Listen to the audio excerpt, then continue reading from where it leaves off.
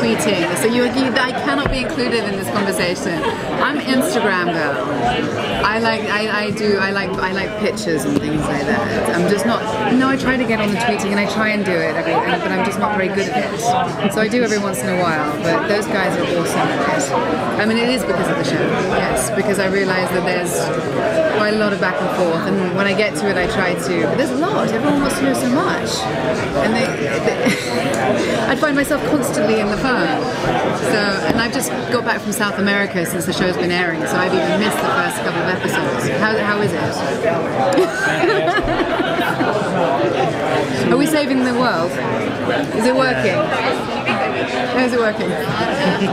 What can we expect for Dr. Scott in the near future?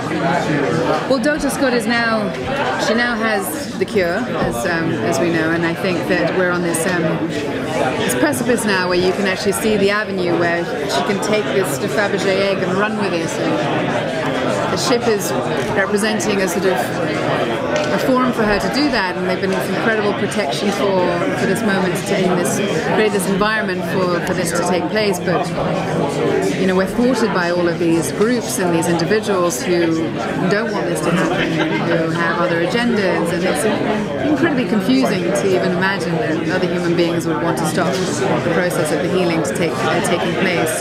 So I think that the most efficient way of trying to distribute the cure, and she comes up with some pretty brilliant things, and our writers, I would say, have come up with some pretty brilliant things.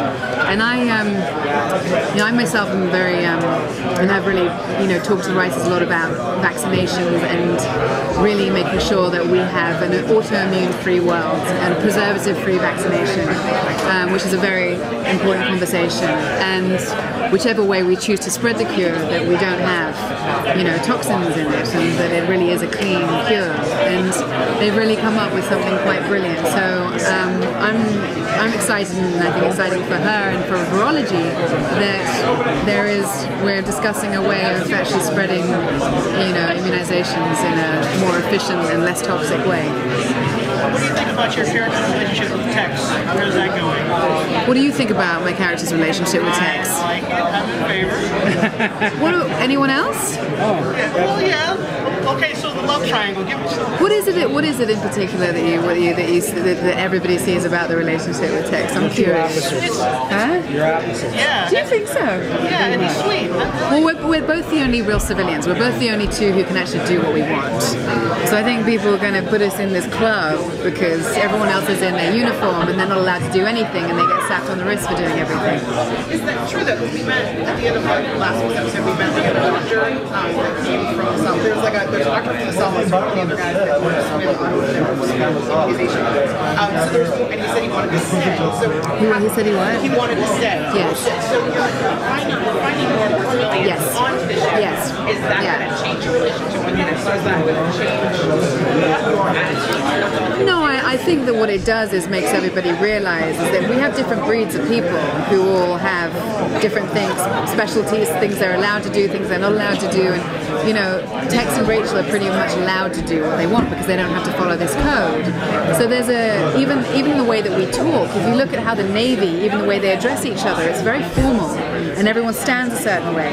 And I think what people you don't even realize what they're aware of is our body language it's like the same piece of music, and so people pick up on that and they automatically go, oh, they're together, and it's more subtle than that. It's just that we're not regimented in this one-note society like the Navy, where we're allowed to be human together. So Tex is definitely interested. Listen, Tex is interested.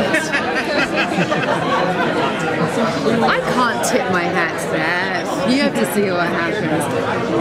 I think do you think if they were in the outside world that they'd be right? Why is that? Right. They would be together. She has a boyfriend. He's not. And he's really hot. Did you see his picture? He's my best friend in real life. Speaking of her choices, they're heading towards her mentor, who she's in contact with. Yes. Do you think she would ever consider leaving the ship to stay with him and his mom, or would that be something she she would only. She's a dog with a bone and needs to finish her mission. And her mission, wherever that is, if it needs to be on the lab, in the labs on land, it needs to be on the ship. It's where whatever serves the mission, which is to make sure that we can create. And the reason why we're meeting up with him is to put their brains together because she's got no one else to talk to. Create the most efficient way to spread the cure. And so we'll see, he actually does become incredibly instrumental in that. Any other questions? Last one. Okay. This season has just been so much more emotional and it's a little easier to just go right in and throwing all your emotion in instead of having to build up. Think about that. It did feel, I mean, second season is always a little easier, but the way this show is shot, has anyone told you how this show is shot? Everything is out of order. We never shoot, we'll be shooting episode 1 and they'll say to you, we'll give you some scenes from episode 4, can you shoot those next week? Without having read episodes 2 and 3.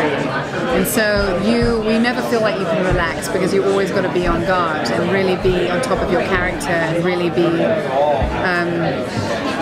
just on your toes. And so from beginning to end, there's never actually a feeling of being relaxed on the show. And it looks like there's probably a lot of running around and having fun, but actually it's quite intense.